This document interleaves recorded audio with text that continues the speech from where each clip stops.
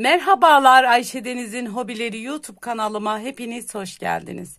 Kanalımdan kucak dolusu selamlar, sevgiler sunuyorum.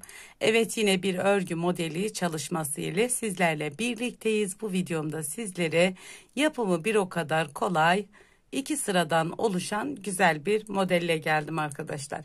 Şöyle modelin yapımı için elimde bu şekilde ipim var. Hemen şöyle göstereyim. Galamik fiber yazan bir ip arkadaşlar. Şöyle 50 gram küçük bir yumak, kırçıllı bir beyaz arkadaşlar. Şöyle kırçıllı beyaz, bir tık kalın bir ip. Bu şekilde bir ipim var. Tabii ki sizler dilediğiniz marka ipte bu modeli deneyebilirsiniz. İpim bir tık kalın olduğu için şöyle 4 numara şiş kullanacağım. Sizler ipinizin önerdiği şiş numaralarını kullanabilirsiniz. Hemen şöyle Bismillahirrahmanirrahim diyelim ve modelimizin anlatımına geçelim. Evet, şöyle ilmekler toplayarak modelime başlayacağım. Sizlere model gösterecek kadar ilmek atacağım. Bu modeli kurabilmek için ne yaparsak yapalım 5 ve 5'in katları artı 4 ilmeğe ihtiyacımız var arkadaşlar. Hemen şöyle ben ilmek sayılarımı ayarlayıp geliyorum. Evet, hemen şöyle ilmek sayılarımızı tekrar hatırlayalım. 2, 4, 5 yani beşli gruplar halinde arkadaşlar. 2, 4, 5, 2, 4, 5 artı 4 ilmek. Tabii ki kenar bantlarını da eklemeniz gerekir. Hemen modelimin arka yüzündeyim. İlk sıram olduğu için kenar ilmeğimi örerek alıyorum. Bu sıramı ters bir şekilde örerek modelimin ön yüzüne geçeceğim arkadaşlar. Modeli ön yüzde kuruyoruz. Hemen şöyle. Tabii ki ben şimdi lastiksiz gösteriyorum. Bu model lastik gerektiren bir model. İstediğiniz lastik örgüyü uygulayabilirsiniz alt kısmına. Evet, bu sıramı bu şekilde tamamlıyorum. Ters bir şekilde örüyorum. Kenar ilmeğimi de ördüm. Hemen modelimizin birinci sırası ön yüzden başlıyoruz arkadaşlar. Burada kenar ilmeğimi örmeden aldım. 2 tane ilmeğim var. 2 ilmeğimi örmeden diğer şişime aldım. Tekrar buradaki ipimizi biraz serbest tutalım arkadaşlar. İp atlatmalı olduğu için kasma yapabilir. Hemen burada ipimiz arka tarafta. Bir ilmeğimi 2 defa şişimin başına dolamış oluyorum. 1, 2 yani 2 ilmek çıkararak 2 ilmek aldım. Tekrar ikinci ilmeğimi, bunu bu şekilde de yapabilirsiniz arkadaşlar. Ama şöyle daha kolay diye düşünüyorum. 2 defa. Tekrar 1, 2. 3 tane ilmeğimden bu şekilde 2'şer tane başına dolamış olduk. 2 tanesini örmeden atladık. Yine devam ediyorum. 2 ilmeğimi örmeden diğer şişime alıyorum. 3 ilmeğimi 1, 2.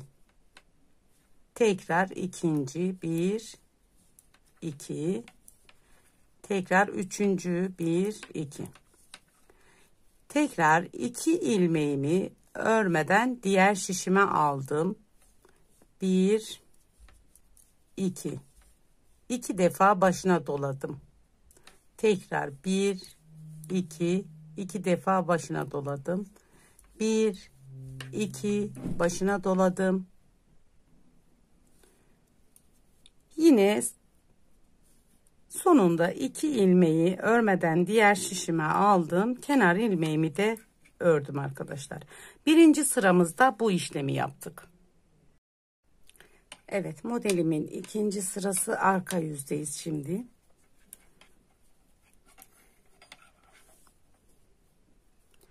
Kenar ilmeğimi örmeden aldım. Buradaki örmeden almış olduğumuz ilmeklerimizi ters bir şekilde örüyorum. 1 2. Buradaki dolamış olduğumuz ilmeklerimizi şöyle boylarını uzatarak açıyoruz arkadaşlar. Diğer şişime aldım. Buradaki 2 ilmeği bu şekilde arkaya, bir ilmeğimi öne aldım. Yerlerini değiştirdim. Buradaki ilmeklerimi 1 2 3 ters ilmek ördüm. Yine atlatmış olduğum 2 tane ilmeğim, örmeden aldığım ilmeğimi de ters örüyorum, 2 ilmeğimi. Burada dolamış olduğum ilmeklerin boylarını uzatıyorum. 2 ilmeğimi arkaya, diğer bir ilmeğimi öne ters bir şekilde sırayla örüyoruz. Tekrar örmeden aldığım 2 ilmeği ters örüyorum. Boylarını uzatıyoruz ilmeklerimizin. 2 ilmeği bu şekilde arkaya, diğer tek ilmeği öne alıyoruz ve ters bir şekilde örüyorum.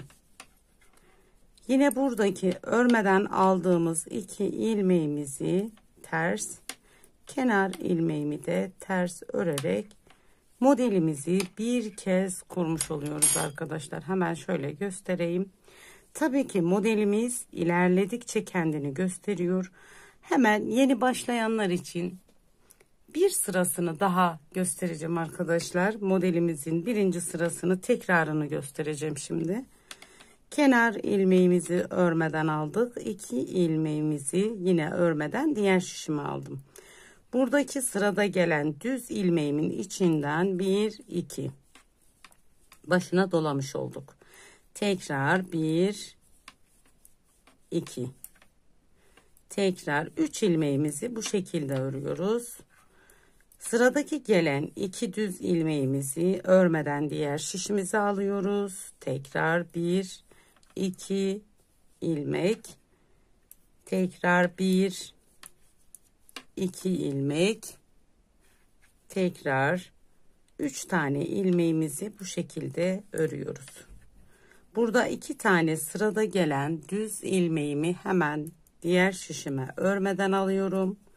Tekrar 1 2 örüyorum. Tekrar 1 2 örüyorum. Diğer ilmeğimi de yine 2 defa örüyorum. 3 tane ilmek. Sondaki 2 ilmeğimi yine örmeden diğer şişime alıp kenar ilmeğimi de örüyorum.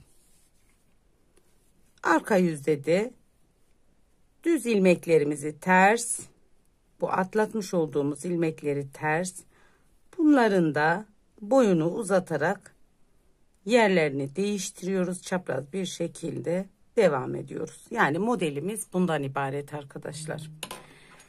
Modelimiz bu ana kadar yapmış olduğumuzun tekrarından oluşuyor. Evet, şöyle ben daha önce yapmış olduğum büyük parça üzerinde modelimi sizlere göstereyim. Hemen şöyle. Bu sizlerle birlikte yapmış olduğumuz modelimiz arkadaşlar, şöyle. Bu da ben daha önce yapmış olduğum modelim. Altına lastik uyguladım. Farklı bir lastik uyguladım. Şöyle. Görünümü bu şekilde. Gerçekten hoş bir model. Şöyle arka yüzünde göstereyim. Arka yüzü de bu şekilde görünen, ip atlatmalı görünen bir model. Evet, bu modeli ben daha çok nelere yakıştırdım arkadaşlar. Bu modeli battaniye örebiliriz. Büyük misinalı şişlerle battaniye örebiliriz. Lastik uygulamadan alt kısmına. Bebek örgülerinde kullanabiliriz. Bebek hırkaları, kapşonlu bebek hırkalarına yakıştırdım. Bebek yelekleri yapabiliriz. Bay bayan, yani örebileceğiniz, gerçekten bütün örgülerde kullanabileceğiniz güzel ve kolay, yeni başlayanlar için özellikle kolay bir örnek diye düşünüyorum. Evet, modelimiz bu şekilde arkadaşlar. Evet, bir videomuzun daha sonuna geldik. Bu aşamaya kadar beni izlediğiniz için çok teşekkür ederim. Bir diğerki videomuzda görüşmek dileğiyle. Allah'a emanet olun. Hoşça kalın. Kendinize iyi bakın.